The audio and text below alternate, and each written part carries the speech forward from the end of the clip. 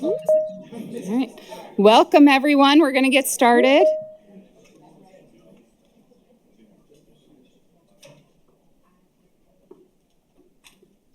Thank you all for being here today, and for those who are joining us online. Again, for those who don't know me, my name is Katie Wilkin. I'm the Development Services Director. And I guess one update is I celebrated my 20 years with the city of Goodyear last month, so yay.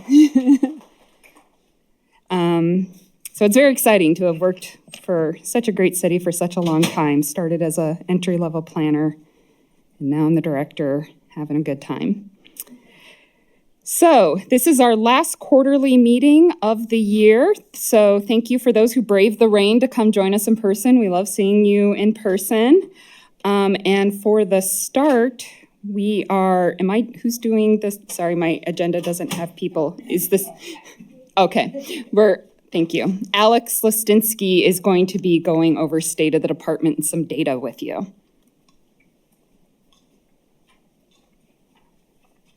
Good morning, everyone. Thank you for having me back. Last time I gave a little update on some numbers that we had been working to improve over the last, well, really since I've been here, which Katie got to say she was here 20 years. This month I'm celebrating my 10 years, which is official 10 years, but thank you. I was actually here 12 years ago as an intern, so come a long way.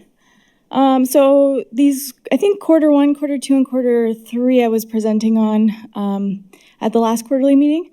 What I did, because we're not done with quarter 4, and we didn't have as much data as I would have liked to show you these numbers, I did combine Q3 with to date. So these new numbers down here, final plats, we're looking at about 18 days for a first review. This is business days from acceptance of an application to the first time you're getting your comments back. Overall, 2025, from January to today, or yesterday, since I ran these numbers, we're running about 18.3 days average. In entitlement, we went back up a little bit, 44.5, but if you remember last time, I did tell you we're spending a lot of time, especially in entitlement, in trying to build those stipulations for those of you going through rezone processes and taking our time to get you what you need so that we're not going through multiple cycles of reviews. That 2025 average to date is 38.1 days. And then site plans, most recently it's been about 23.6 days, and the overall 2025 average is about 23 days. Last time I got a question about building permits, new construction. So I did want to show you how that looked over the year. Started about 17.25. We're down to 16.33 in this most recent quarter of 3 new construction that we've been doing.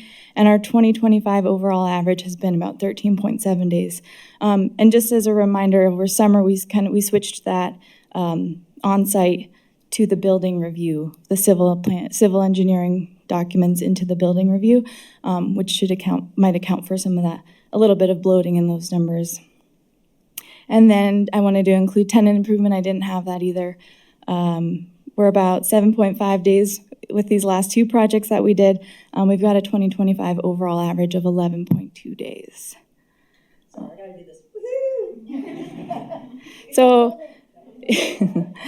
So just to acknowledge, we've been doing a lot of work. The management team has been doing a lot of work, like I said, to triage projects, make sure you're getting the best quality at the first review so we're not going back and forth multiple times, to overall shrink the lead time of plan review. And I did make some extra notes off to the side. Civil improvement plans were averaging about 15 days for the overall 2025 average. Amendments were down to 1.6 days for civil. And then SFRs are about 3.4 days, or single-family residentials with approved standard plans. So that is all I have. Any questions for me? Great information, Alex. If they could see what it used to be on Final Patch, you guys would be with me. Oh, I did want to say one more thing. Thank you, Cheryl. I did want to say one thing. There is a plan for 2026. I'm going to try to get you some more information on overall time time held with the applicant on average, just so you can see what those averages are. And then I have heard several comments from people over the last couple of months about the timelines on the website that are out of date. First and foremost, we're trying to give you the correct information when you're in pre-application meetings, but we are looking to do an overhaul of that website, showing you a expected and then kind of what we're currently, or like a max review time and then what we're running. So we might say it's 35 days on rezones, but at this point in time, we're thinking it's about 20 days. So just to give you a better picture of what we're working with. All right. Thank you, guys.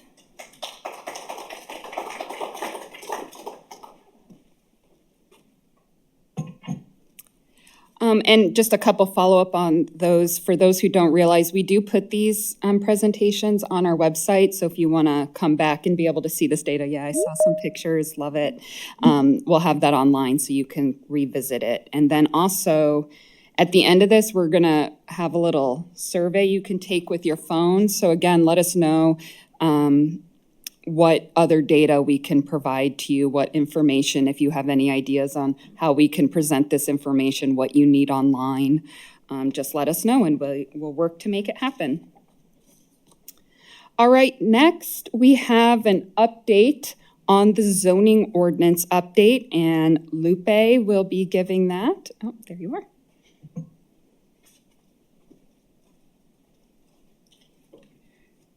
Thank you, Katie. Good morning, everyone. The update process is progressing well. We have a timeline here on this slide. We held work sessions with the Planning Commission last month and with City Council earlier this month. We will be conducting resident and development community workshops this winter and onto the spring. And we expect to take the comprehensive update to council for adoption in June 2026. At the work sessions we held recently, we received direction from the commission and council on expanding on the temporary sign allowances, both types and timeframes. We will be looking at increasing the noticing area for projects that require neighborhood meetings and public hearings. We will be creating standards for certain current use permit uses that would be permitted by right once the comprehensive update is adopted. And we will be also allowing middle housing in certain single-family districts. The work sessions are available online if you would like to hear the feedback that staff received at those work sessions. And then I'll also add that the city is, or staff is providing a text amendment ordinance to council in December that will include items such as ADUs, middle housing, and objective standards, which are part of bills that the state has passed over the last year. Do you have any questions for me regarding those items? Okay, sounds good. The website for the zoning ordinance is linked to our city website, just goodyearac.gov/zoning, and we will provide updates on that website as the update progresses. Okay, thank you.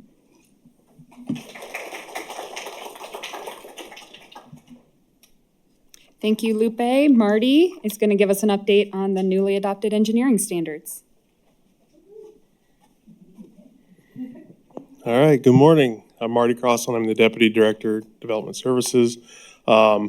In September, we adopted the 2025 Engineering Standards and Policies Manual.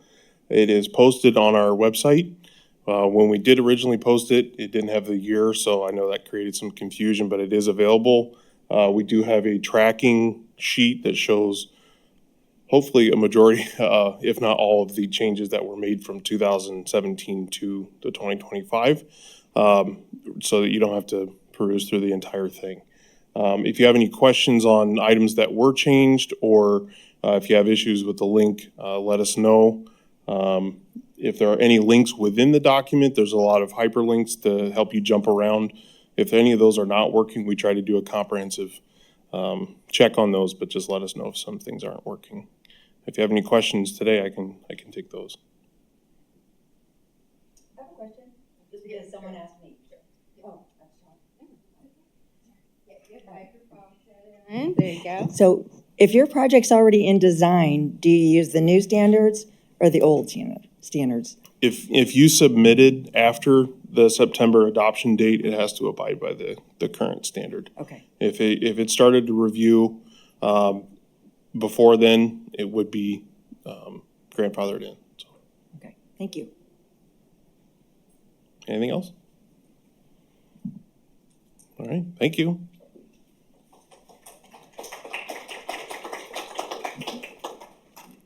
Thank you. Our next item is we have a newly adopted water resource allocation policy, and Barb Chappell, our Water Resources Director, is here to give us an update.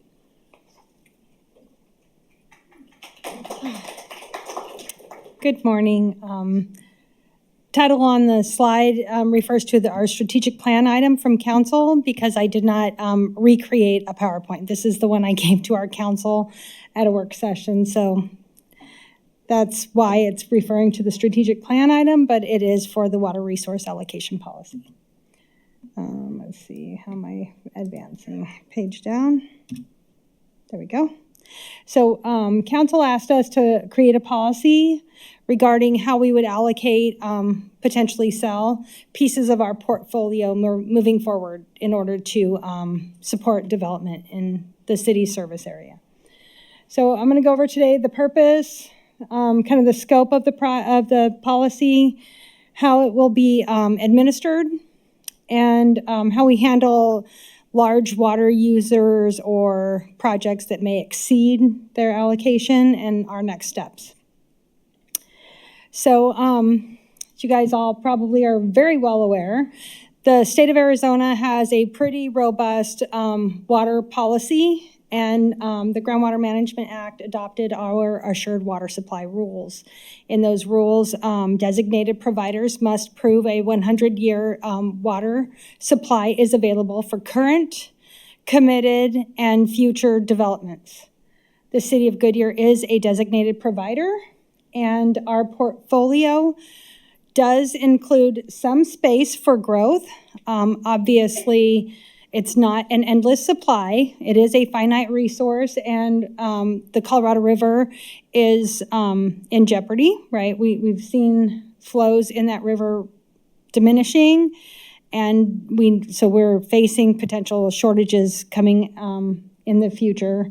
And so we're trying to make sure that we're managing future growth, protecting our existing customers, right? We have people that we already sold a 100-year supply to, and we don't want to impact them.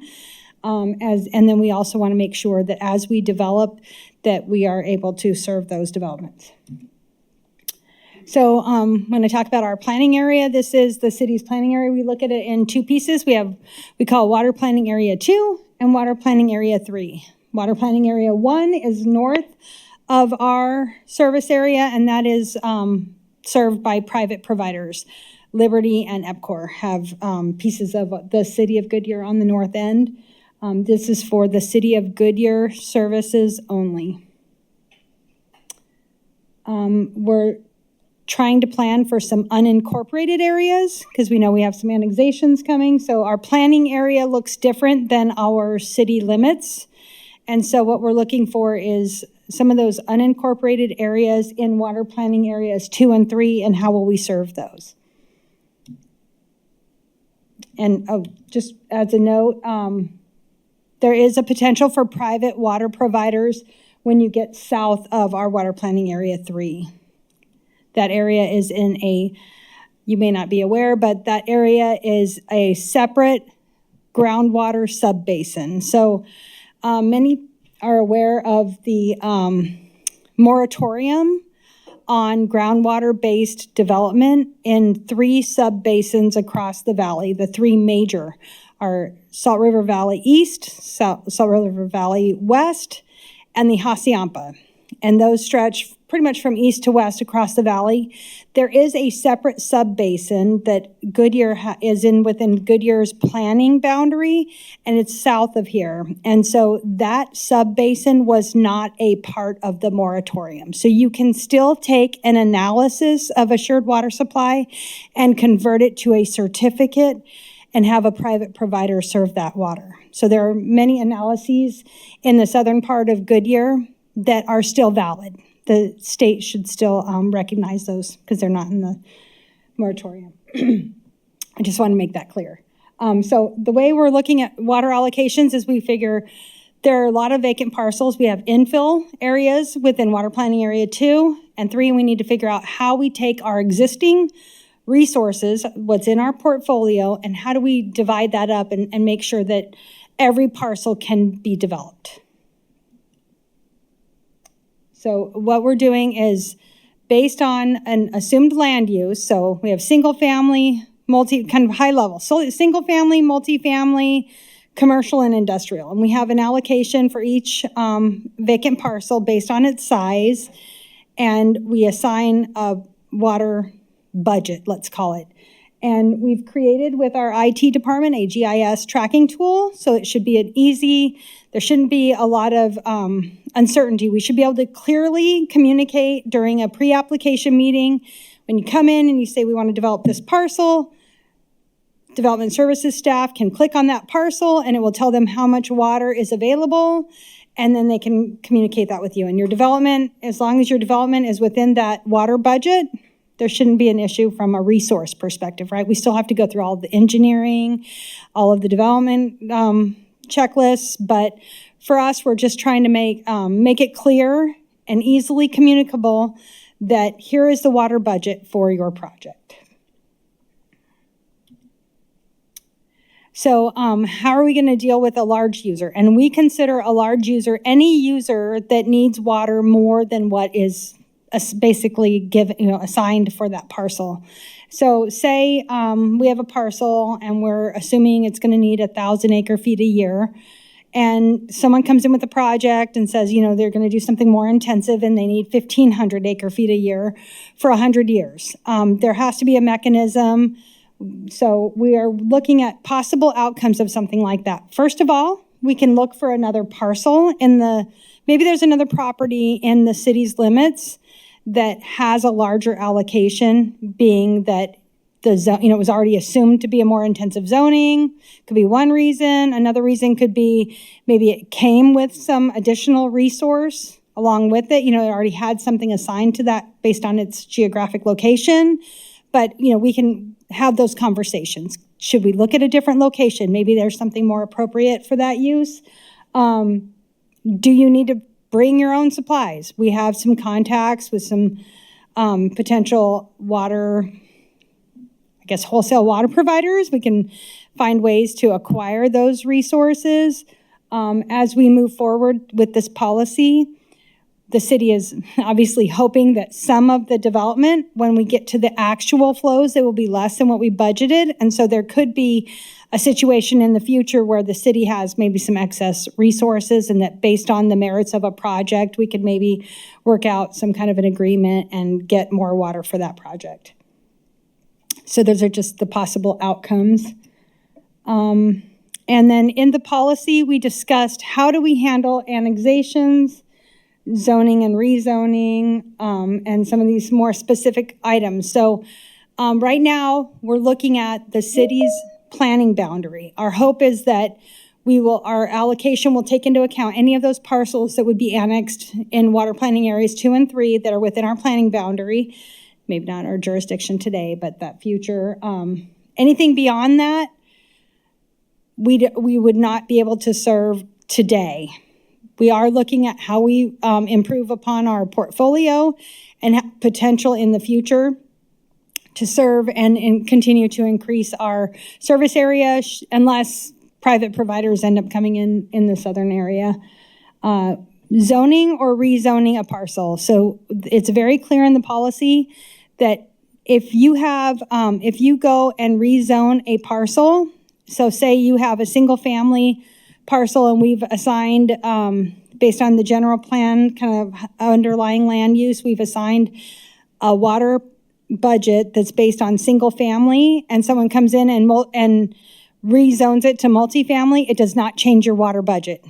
You're going to have to go find the extra water to serve the multifamily project. We would not have extra water for that.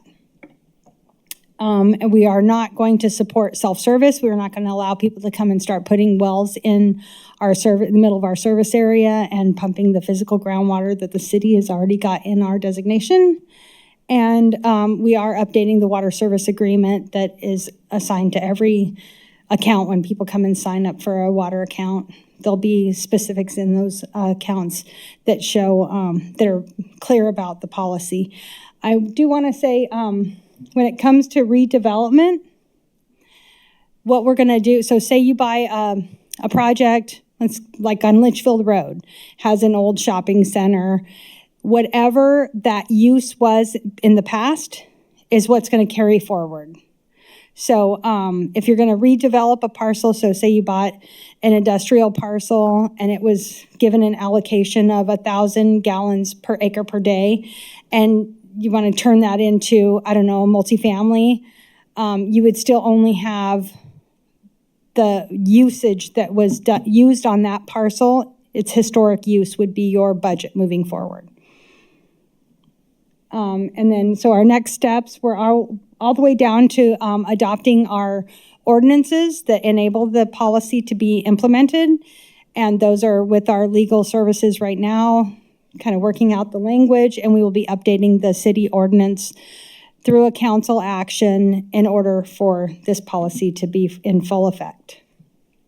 We expect that to happen, I was hoping this fall, but it looks like it's going to probably be right after the first of the year. So hopefully by the end of February, the latest, we'll be getting those ordinances adopted. So are there any questions about our water policy or any other water topics that you might have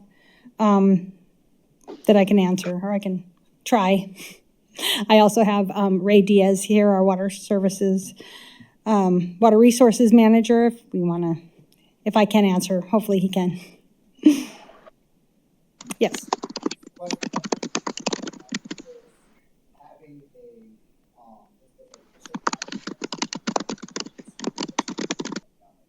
You mentioned that the budget water allocation here, I'm assuming that's like the volume usage for that area can't exceed that, but you can obviously go below that. Correct. Is there any kind of credit that's available if you go below the allocation what was there before?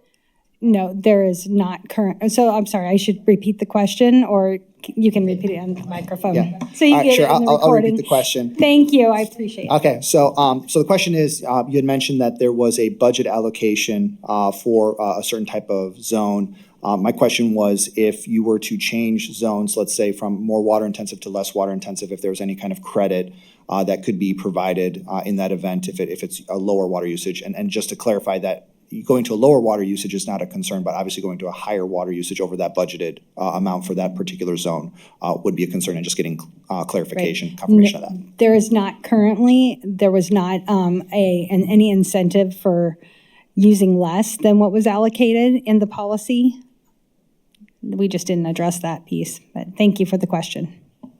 And then I have received a question online asking if there is a one-pager that details what was just described, the parcel-by-parcel allocation of water that carries with the land regardless of the zoning. That was from Alyssa Lyons online. So to answer that question, the policy is only about 2 pages. Obviously, the ordinance will be really the nitty-gritty. So we do have a shorter, and we'll make sure we get that out to you folks.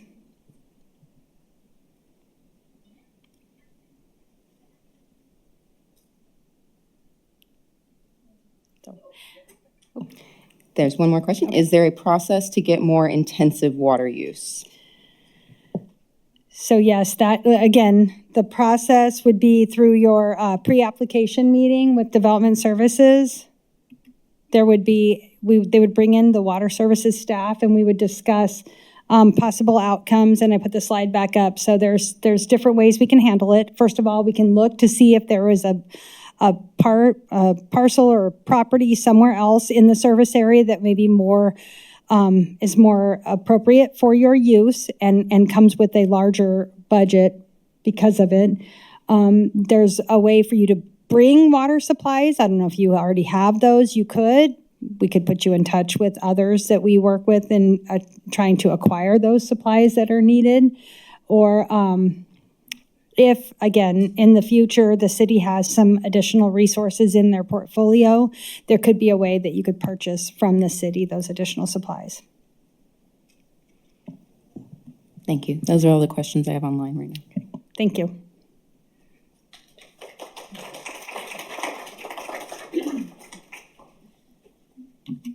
Thank you, Barb. And this next one is just very brief. I just wanted to mention that we are working on updating our utility billing rates. So if you are a City of Goodyear water or sewer customer, we are looking at updating those rates. We just had a presentation to council Monday night. I've received a couple questions and comments excuse me, that some people might have been confused about our impact fees. We are not looking at our updating the impact fees at our time. It's just the billing rates for water and sewer that are under review at this time. And so that's supposed to go to council December 15th. So again, if you are a water or wastewater customer, it may impact you and you may be interested in it, but it's not the impact fees. I did have just a couple of points of city news. Oh, I'm sorry. On the December 15th, is that to implement the new fees? That would be for adoption of the new fees, and then there would be some kind of rollout, yeah. Early 2026 for fees to be implemented. Any other questions? Sorry, I should have paused for questions. Thanks. Okay.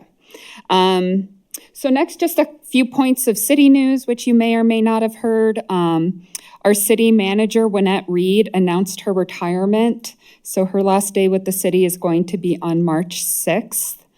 The city council has convened a recruitment subcommittee. They are going to be doing a national search for a new city manager. They are hiring an executive search firm for that. So we will share news about that recruitment as it becomes available to you. So of course, we're all sad to lose Winnette. Those of you who've worked with her, she's an amazing city manager.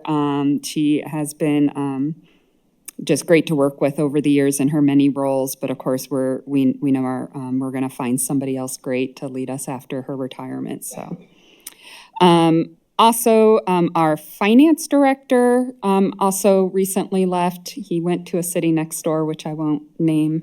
We're very happy for him and his promotion, of course. But we are recruiting for a finance director, so we will let you know when we fill that position. Also, I just can't help but mention, you all may not think it's super exciting, but very exciting for us is our Trader Joe's opened, and we're hearing great news about how it went right over here next door. So stop by, see it. It was a big deal. And again, I told you at the beginning that I've been working for the city of Goodyear for 20 years, and literally our community has been talking about Trader Joe's for 20 years. So it was a huge milestone for us. Also next door, our Banner Medical Office building opened October 16th. So it was another big grand opening for us. So we're just really excited about everything that's happening in the city. All right, so next, Alyssa's just gonna go over a few staffing changes.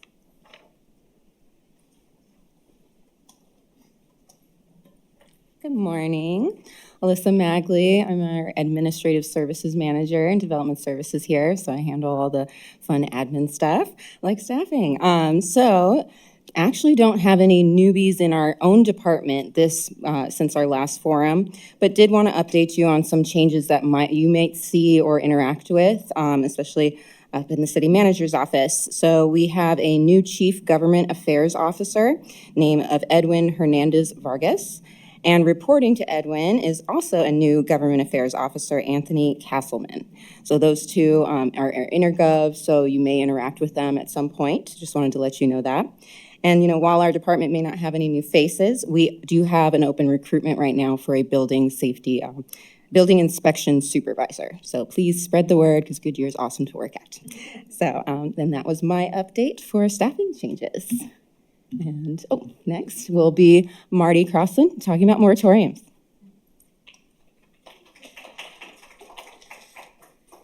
All right, good morning again. All right, so last year I actually have the date right here, February 5th of 2024. The city implemented moratoriums on lane restrictions and road closures in certain areas of the city, as well as certain times of year. This can be found on the website under the Business Development Center and the Directory of Regulatory Documents. It is a PDF that is marked as 2024, but the intent is that it's a recurring thing every year. The main areas are surrounding the ballpark during spring training, the Phoenix Raceway corridor to and from I-10 in the spring and again in the fall, and then as well as the holiday season around all of the major commercial corridors.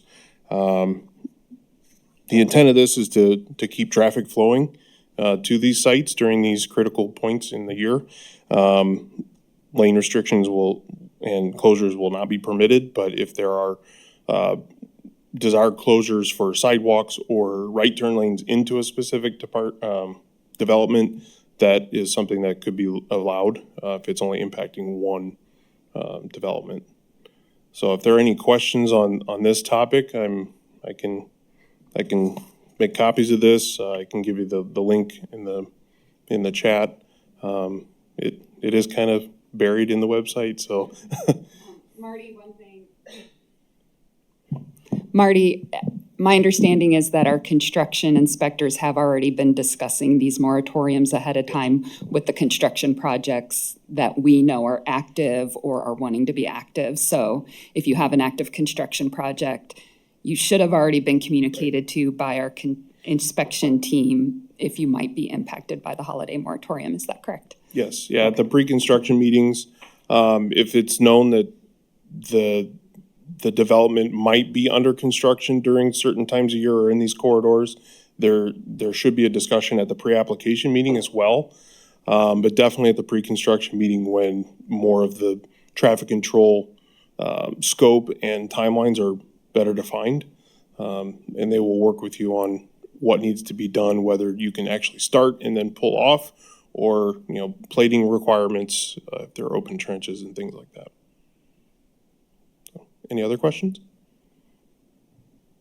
I just want to add too, because it's some things I've learned too is, it's obviously one of our primary concerns is making sure our retail businesses have full access during the holiday shopping season. But in Goodyear, we do have several, we're lucky enough to have several large employers such as Amazon, FedEx, UPS, that do significant hiring during the holidays, which can impact traffic. So it's not just the retail component, but there are some kind of more industrial areas where we're really looking at the traffic control to make sure all those impacts of all those holiday employees are able to move through the city as well, just so everyone's aware of why we do this.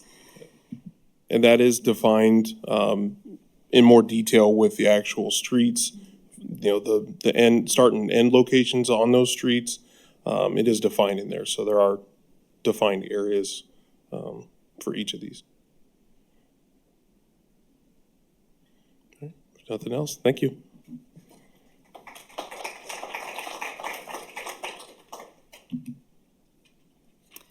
All right, our final item, which is one of our largest, is our building official, Cheryl Mullis, and our fire marshal, Michael Bruni, are going to be giving us an update on the International Code Update Project. Thank you. This is going to be fun, up or down? I can talk loud enough, you Okay. bring it down for Bring it you. down. Okay, thank you. Thank you for coming today. As Katie mentioned, we're working on the code update. We really appreciate your patience. There was a period we were heading for the 21, and then that didn't happen. So thank you for your patience working with us.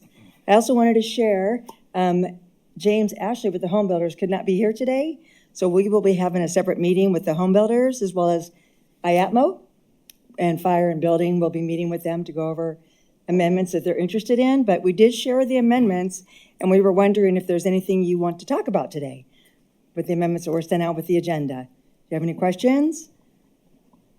And perfect, yes. For If you wouldn't fire mind only? getting on the microphone and, Yeah. perfect. Can you say who you are? This is Christoph with IDATMO. Yep, certainly. Let me Please. just pull up my notes here. you. So my name is Christoph Lohr. I'm a licensed professional engineer in Arizona and 11 other states, and live in the Phoenix metro area. I am IAPMO's Vice President of Technical Services and Research. I appreciate the opportunity to speak today on the impending code update. My comments today will be focused on a recommendation to adopt the water demand calculator as an alternate pipe sizing tool. The water demand calculator is a nationally recognized data-driven tool designed to accurately predict peak water demand in residential buildings. Unlike the outdated sizing methods, specifically the Hunter's curve, or otherwise known as the fixture unit, which is almost 90 years old at this point, the water demand calculator reflects today's water-efficient fixtures and usage patterns, ensuring plumbing systems are right-sized for current realities, specifically in residential occupancies. This approach reduces unnecessary oversizing, which lowers construction costs. It also minimizes energy use for heating of water and thereby also reduces water use inside buildings. And it decreases water stagnation risks that can compromise water quality. The water demand calculator has been adopted by numerous jurisdictions nationwide. A number of states, including neighbors of California and New Mexico and Nevada, have all adopted it, along with local cities, the City of Phoenix and the City of Surprise. It is compatible with any model plumbing code, such as the ones Goodyear is considering, and we welcome the chance to present on the merits of the water demand calculator and answer any questions staff here or others may have. Thank you for the time and consideration, and we appreciate your commitment to serving the residents of Goodyear and ensuring that building codes reflect the best available practices and technologies. Thank you. Thank you for that, Christoph. So as you said, we want to be consistent with our jurisdictions nearby, like Surprise. So we will be having a meeting with them separately to discuss this. We don't have enough information, actually. We know that water, Barb just gave us that story, it's very valuable commodity, and we do want to, water conservation is important to us. So I would like to say that we will talk about it further. I will have a meeting with you and 8 homebuilders the first week of December. And we'll sit down and go through our code amendments, and because it's a give and take, right? It's a partnership. We need to work together, what's best for our residents and our stakeholders, and that's our goal. So, and then there was the fire code amendments I wanted to share, make sure that that doesn't affect the fire water, right? That's a separate system. So those are generally calculated separate. There's Yeah. different documents and standards that detail how those are done. It's generally not out of the plumbing code or anything. It's different NFPA standards. So, but we will get together on that. So I appreciate that. Does anybody else have any questions about the amendments that we shared? I have to tell you that our philosophy in Goodyear is minimal amendments. That's our goal. The code process is a very arduous process that's been going on 100 years now or more. And it's important that we keep the codes intact. They're minimum standards. They're not even extras. So they're minimum standards, and we're confident that we're doing the right thing for everyone involved. But Mike is now doing plan review and inspections that happened in July. Now that he's here, how are things going? I have to tell you, he's been amazing with our timelines for TIs. He gets all the tenant improvements as well. Those timelines, 11 days for tenant improvement review, that's huge. So we're getting things moving. And I also wanted to add with our TIs, since Barbara brought it up, we're having change of operations between the previous tenant. And so now during tenant improvements, we are asking for water and wastewater usage. So just a heads up on that. We need to know, does your operations involve water? So just keep that in mind. Can you go over when are, and I'm sorry if you said it, but when are we taking this to council? Our goal is to adopt in January with enforcement in February, because the state fire marshal is also adopting the 24 in January. We, on the building side, will be providing a grace period, which is typically 1 year, that gives all the projects currently in design to stay on the current codes, as well as the home builders to give them time. We have several hundreds of standard plans that need to come back in. So we'll work with you on that. And that's pretty much, we want to keep it a simple process, right? It's simple, not time consuming. You had any concerns? Is it possible to submit updated plans earlier than the adoption? The question was, is it possible to submit plans earlier than?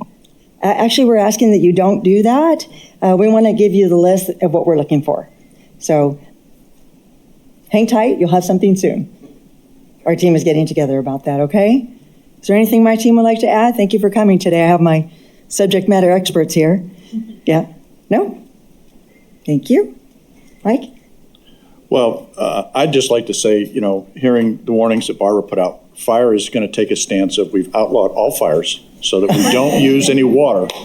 Awesome. So that's going to That's help. A recent fire in Peoria required us to have a master stream for 6 hours, which utilized approximately 1 million gallons of water. Wow.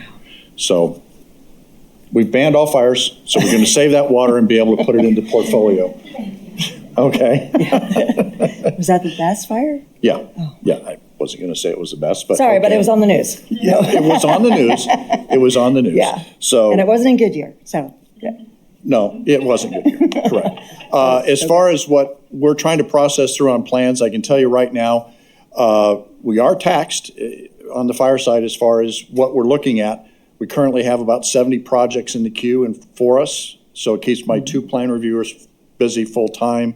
So we're trying to address all the plans accurately, and we're also reaching out to the submitters if we have questions, so we can try to avoid the back and forth on the plans as much as possible. So it is a very busy time for us, and then it extends into inspections as far as making sure everything is going. So the time frame now is a little bit longer, but we have staff that are able to handle things. Yesterday, we had a large medical project that we put 3 inspectors on for 4 hours to get through that final inspection in 1 day.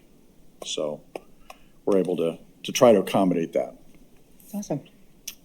I don't know if you also saw that Buc-ee's is up. The walls are up. It's pretty exciting. So that will be June is the plan. But there's a lot going on. We are here for you. We also are offering expedited review right now. You can reach out. There's a possibility we can make that happen, which is half the normal turnaround time, which actually is the dates that we're hitting. So yeah, feel free to reach out anytime. Anybody have any questions? And to match Katie's flex, 20 years in the fire service from September, so. Wow, congratulations. Yeah, Not with one city like you, but 20 years. yeah, in the If you system. had started in Goodyear, it would have been. I'm sure Yes. it would have been. Yeah. Exactly. We Would've we been my started in would've Peoria been my together. preference. So, yeah, Peoria together. So there's some Peoria people here too. So nice to see you guys. But yeah, Goodyear's the place to be right now. So thank you. Appreciate your time. Thank you so much. And again, just to reiterate, that is moving through quickly, hopefully our goal is January. So if you have any questions or comments on the amendments, please try and get those to us as soon as possible. All right, that is it. Is it a survey or are there slides? Is it the survey they just do on their phone? So we have a Mentimeter survey on here. And so there is a QR code on the screen. There's also instructions on the top. You can join at menti.com. You'd have to use that code. That's 6880-0029. So that way you can join, and then we have some questions that can come up on the screen, or we can send them out afterwards.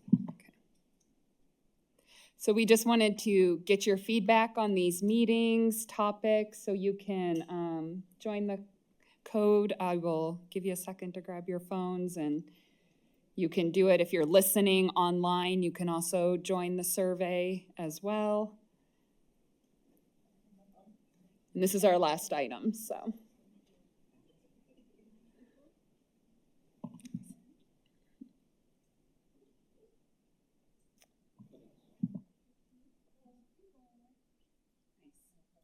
I love it.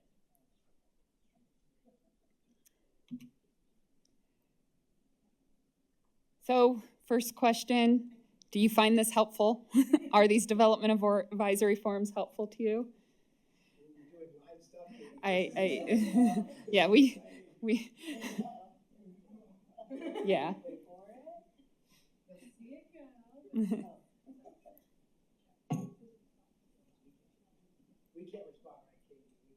Yeah. Staff, don't be like, yeah, this staff is the most helpful staff ever. Yeah, like, wow.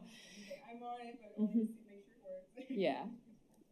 And we want honest feedback. We wouldn't ask if we didn't want to know, so you're not going to hurt our feelings. There's a reason we ask, so we can improve and make everything better.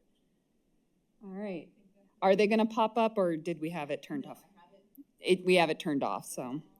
Sorry. Because we want everyone to feel comfortable giving us honest feedback. And then we are curious if you enjoy this hybrid, or if you'd rather it be just completely online, completely in person. So those are the three options. Give everyone a minute. Mm-hmm.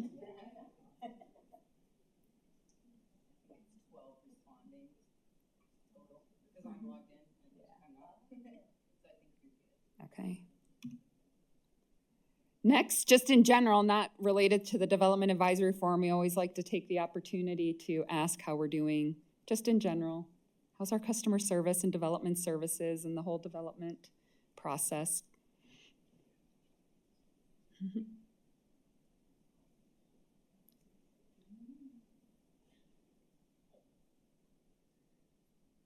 On that note, too, we will be, some of you may remember we did a survey earlier this year with more robust questions about our customer service and how we're doing with development review. And we are planning on making that an annual thing. So we'll be working on this spring, sending out a robust survey to you. And then just any other topics, if you can let us know. And again, this isn't the only time. If you want to send us a message, contact any of us and let us know of topics you would like, speakers you would like, people from what departments you would like here to ask questions. Again, even on details of like the data we shared, if there's any specific data you'd like to see out of our department on the process and how things are going, let us know and we will do our best to get it to you. Yeah, because this is the last question. So then I'm going to open it up if anyone has questions or comments that they'd like to either type in the chat or those in the room. Any questions or comments?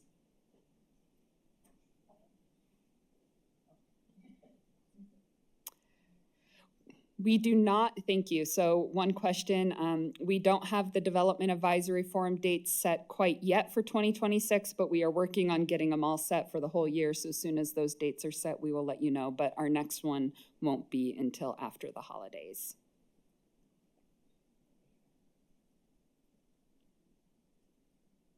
Anything else? Again, I really appreciate everybody's time. Thank you to all our speakers for coming, and thank you for everyone who joined us online and who came in person to our Development Advisory Forum today. I hope everyone has a great rest of your day. Thank you.